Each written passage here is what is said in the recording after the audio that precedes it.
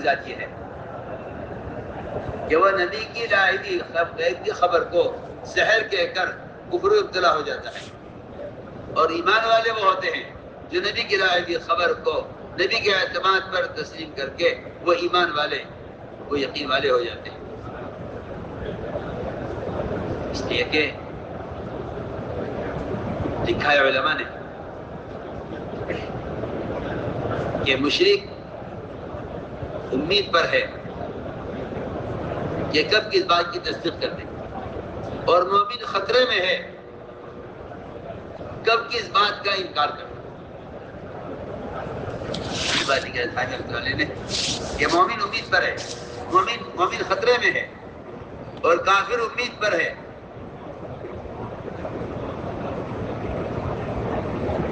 ایمان بالغیب کے جو واقعات ہیں سیرت میں، اس سے معلوم ہوتا ہے کہ مومن خطرے میں ہے اور کافر امید پر ہے۔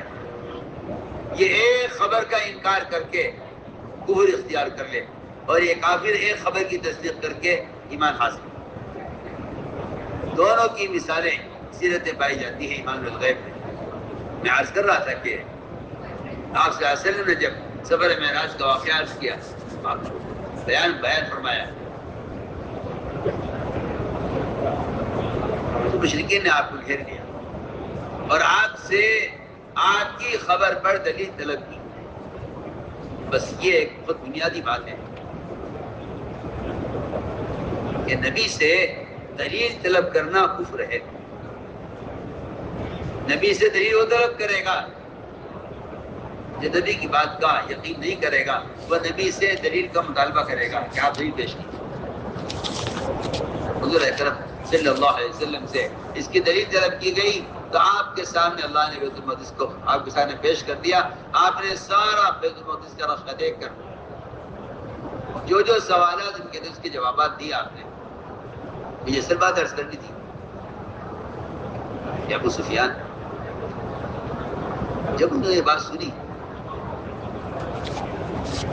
تو یہ اس بات کو لے کر اس نے ملک کا سفر کیا اور بادشاہوں کے دربار میں جا کر آپ صلی اللہ علیہ وسلم کے اس معجزے کی خبر کی، اس ارادے سے کہ سارا ملک، سارا عالم آپ کو جھٹلائے گا اور آپ کو نعوذ باللہ جھوٹا سمجھ کر پھر آپ کی طرف لوگ نہیں آئیں گے اور آپ کو جھوٹا سمجھ کر آپ سے اعتماد ختم ہو جائے گا۔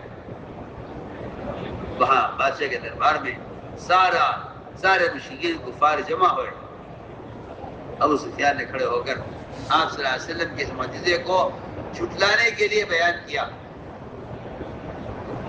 یہ واقعہ بیان کیا، روایت میں آتا ہے کہ انہی میں سے ایک مشرک کھڑا ہوا اور اس نے کہا کہ ابو سفیان تم جو کچھ بیان کر رہے ہو یہ بات بالکل سچ ہے، یہ بات بالکل حق ہے۔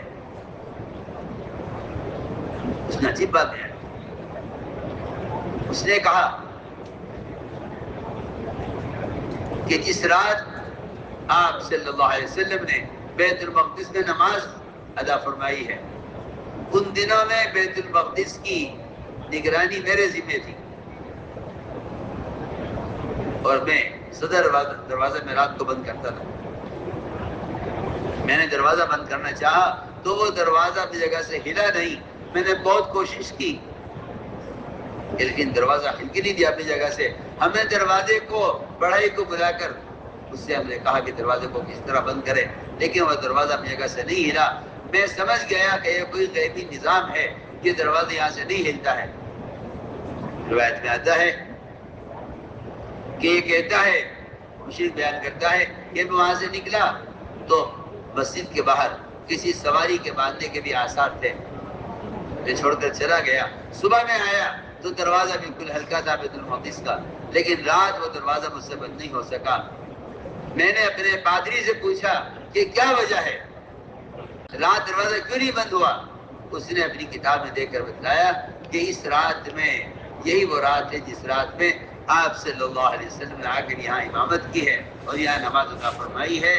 یہ دروازہ بند نہیں ہونا تھا کیونکہ آپ صلی اللہ علیہ وسلم کو رات میں یہاں داخل ہونا تھا۔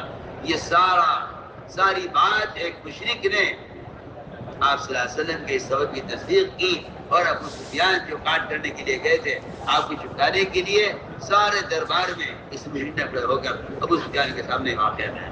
مجھے تو عرض یہ کرنا تھا کہ اللہ تعالیٰ نبی کی زبان پر وہ بات جاری کرتے ہیں کہ جس سے مومن کے یقین میں اضافہ ہوتا ہے۔ اس لیے کہ صحابہ کرام جب غیب کی خبریں سنا کرتے تھے تو صحابہ کے ایمان میں اضافہ ہوا کرتا تھا، اور مشرکین جب یہ خبریں سنا کرتے تھے ان کی کفر و شرک میں اضافہ ہوتا تھا، اور منافقین جب خبریں سنتے تھے تو ان کے نفاق و شک میں اضافہ ہوتا تھا۔ چنانچہ میں نے عرض کیا کہ نبی کی لائی ہوئی خبر کو نبی کے اعتماد پر یقینی ماننا، اگرچہ وہ خبر ظاہر کے کتنی بھی خلاف ہو، اگرچہ خبر ظاہر کی کتنی بھی خلاف ہو، لیکن نبی کی لائی ہوئی خبر کو نبی کے اعتماد پر یقینی مان لینا یہ کہ یہ ایمان ہے۔ لیکن اس کے مقابلے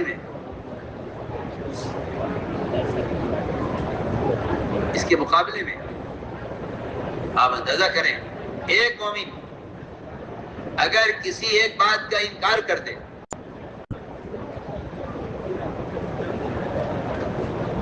میں واقعہ عرض کرتا ہوں، ایک صحابی تھے عبداللہ بن زید بن ایک صحابی تھے آپ صلی اللہ علیہ وسلم کی مجلس میں آپ کی وحی لکھا کرتے تھے، کاتب الوحی تھے، کاتب الوحی کہلاتے ہیں، عبداللہ بن سعد بن ابی سرح۔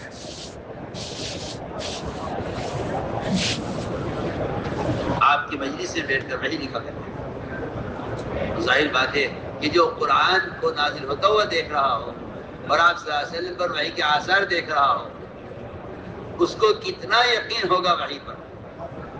لیکن اللہ تعالیٰ نے امتحان لیا کہ دیکھنا یہ ہے کہ اس کے قرآن ہونے پر اسے کتنا یقین ہے،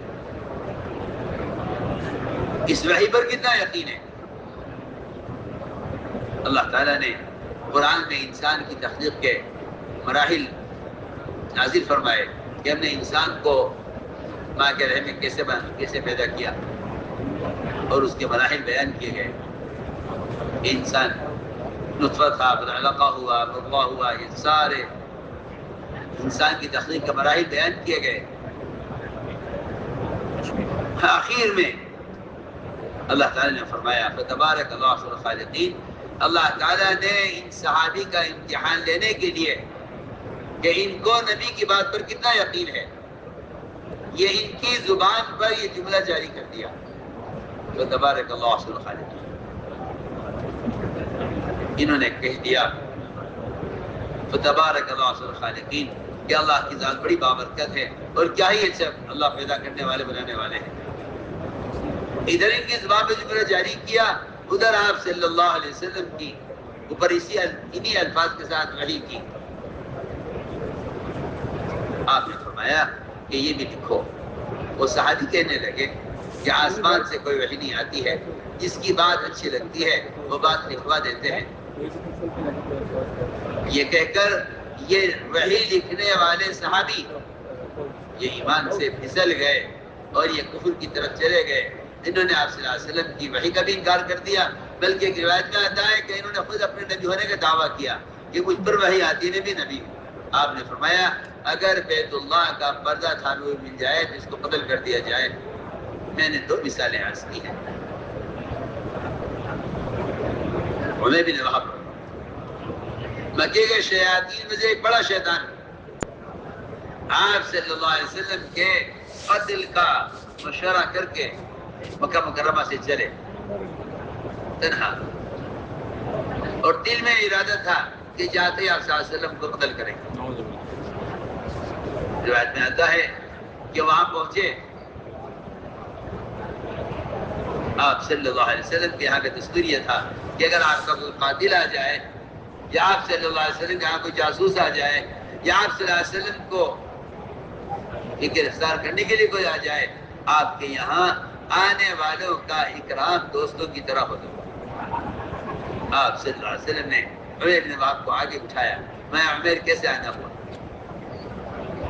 یہ وہاں چھپ کر مشورہ کر کے آئے تھے کہ میں چاہتے آپ کو قتل کر دوں گا اور آپ پر حملہ کروں گا۔ آپ نے فرمایا عمیر کیسے آنا ہوا؟ آج کیا میں تو اپنے بھائی کو لینے آیا ہوں۔ میں عمیر بتلاؤ کیسے آنا ہوا؟ کہ جی میں کہہ تو رہا ہوں اپنے کسی کام سے آیا ہوں۔ آپ نے فرمایا کہ عمیر تم مکہ مکرمہ میں 5 آدمیوں کے ساتھ بیٹھ کر کیا مشورہ کر کے آئے ہو؟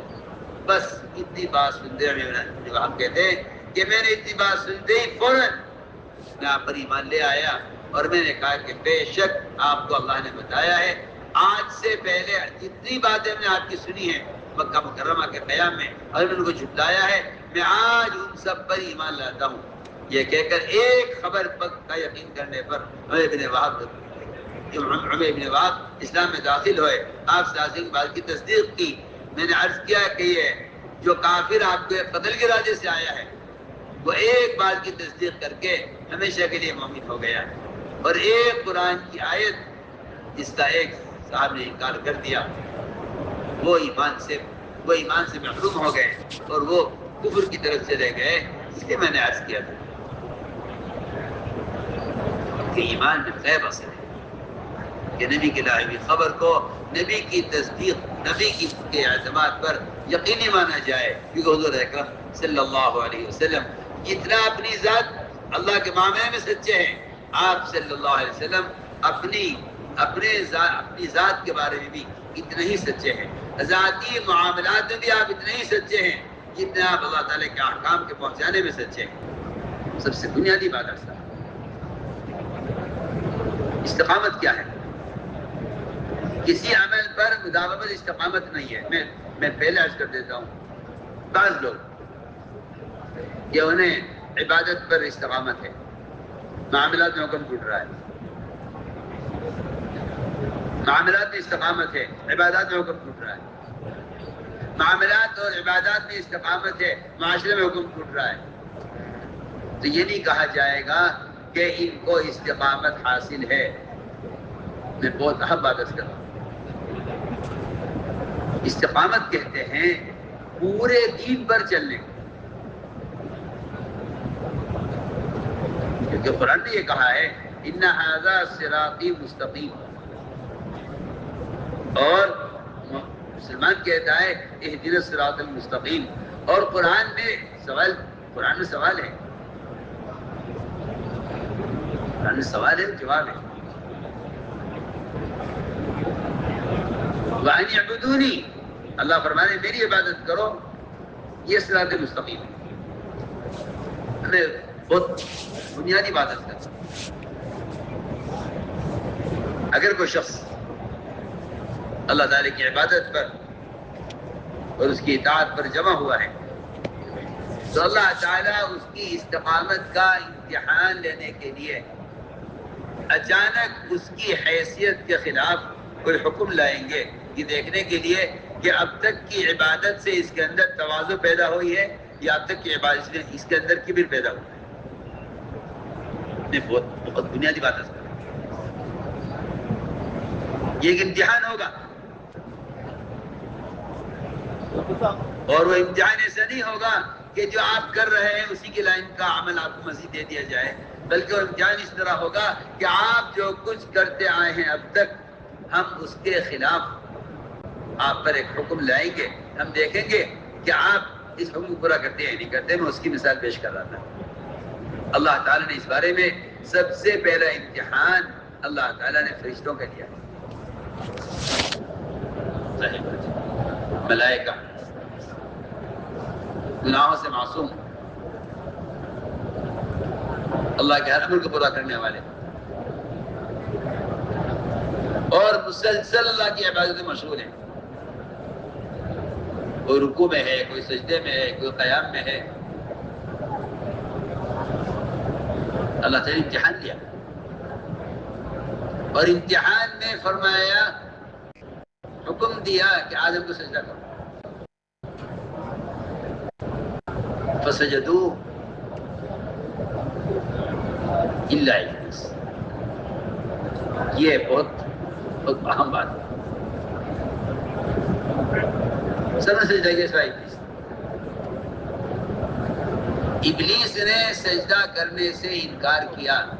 میں کہتا ہوں یہاں یہ جو حکم آیا سجدہ کرنے کا، یہ دیکھنا تھا کہ اب تک کی عبادت سے آپ کے اندر کبر پیدا ہوا یا تواضع پیدا ہوا.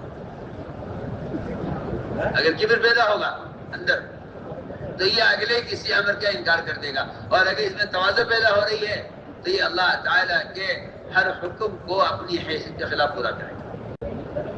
یہاں امتحان یہ تھا حیثیت کا. سب نے سجدہ کیا سوائے ابلیس کے. ابلیس نے سجدہ کرنے سے انکار کر دیا. کیوں؟ صاحب لکھا ہے کہ ابلیس کے سجدے کا انکار کرنا یہ اس کی عقل کا تقاضا تھا. ہم آج بھی آپ سے کہتے ہیں، ہم آج ساری دنیا کے مسلمانوں سے ہم آج کہتے ہیں کہ اگر مسلمان اللہ کے احکام میں عقل داخل کرے گا تو اللہ کے حکم کا انکار کیے بغیر نہیں رہے گا. اس لیے کہ اللہ کے حکم کا مدار اور اس کے شریعت کا مدار عقل پر نہیں ہے، حکم پر ہے. عقل تابع ہے، عقل پر شریعت کا مدار نہیں رکھا گیا. شریعت کا مدار حکم پر ہے، عقل پر نہیں ہے.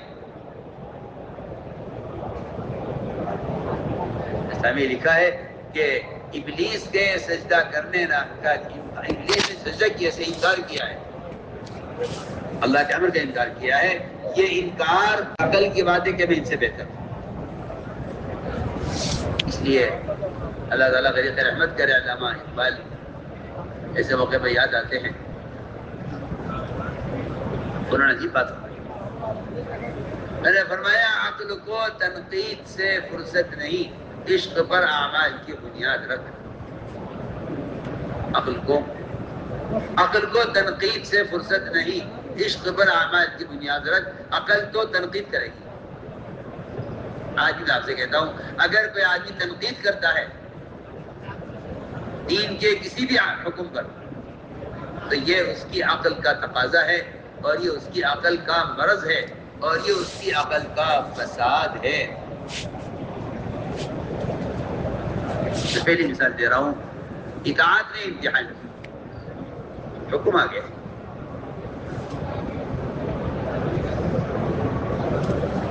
کہ آدم کو سجدہ، جدید ہیں، نئے ہیں، ادنا ہیں، ملائکہ اعلیٰ ہیں، قدیم ہیں، کچھ بھی صحیح، ہمارا حکم ہے.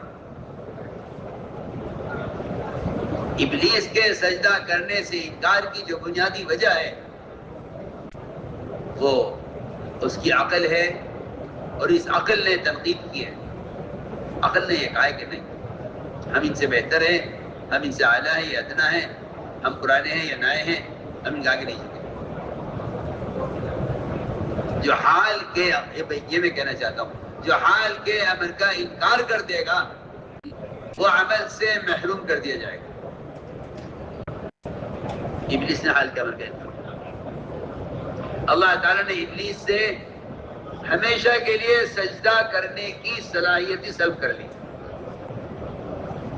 یہ نہیں کہ ٹھیک اگر یہ نہیں کرتے تو یہ کر لو، جو کر رہے ہیں وہ کرتے رہو. کہ نہیں، تم نے حال کے امر کا انکار کیا ہے. مجھے بہت اہم بات بیان کر رہا ہوں. حال کا امر آتا ہے اطاعت کے امتحان کے لیے. جو اس میں فیل ہو گیا وہ فیل ہو گیا، جو اس میں پاس ہو گیا وہ کامیاب ہو گیا. میں بہت خلاصے کے طور پر عرض کر رہا ہوں، مجھے اس سے متعلق واقعات عرض کرنے ہیں.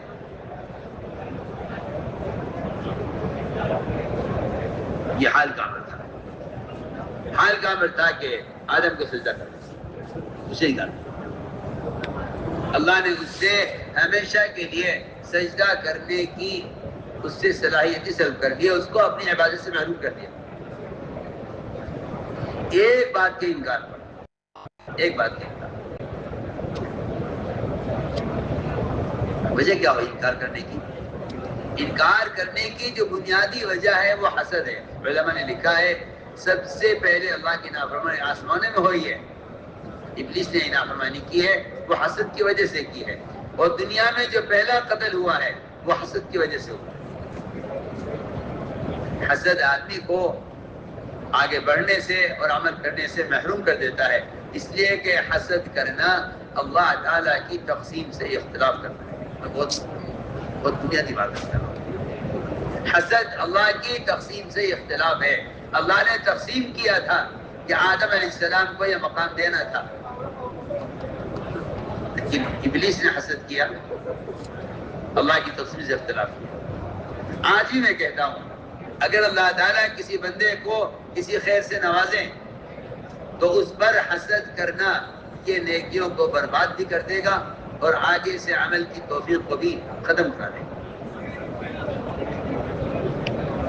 یہ میں بہت بنیادی بات کر رہا ہوں، اسی کے ساتھ چنانچہ میں عرض کر رہا تھا کہ ابلیس نے سجدے سے انکار کیا، اللہ نے اس سے سجدے کی توفیق کو سلب کر دیا۔